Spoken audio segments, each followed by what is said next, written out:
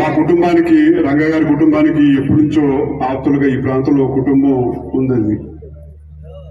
వాళ్ళు ఫోన్ చేసి సుభాష్ గురించి చెప్పారు. అది నన్ను నమ్మితే స్నేహానికి ఎంతైనా సరే, ఎంత దూరమైనా సరే వెళ్తాడు, మాటిస్తే ప్రజలకి తప్పకుండా నిలబడతాడని చెప్పని చెప్పాడు.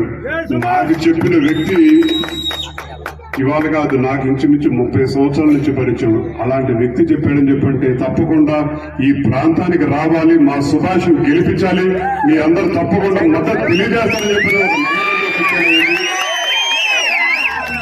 ఈ ఎన్నికల్లో జనం ముఖ్యమా, జగన్ ముఖ్యమా అని చెప్పి మిమ్మల్ని అందరిని ఆలోచించుకొని కోరుతా ఉన్నాను. ఇది నాయకుడు ఇచ్చిన పిలుపుకి తప్పకుండా సుభాష్ గెలిపించుకుని మన అందరం మన ప్రాంతాన్ని కాపాడుకుందాం.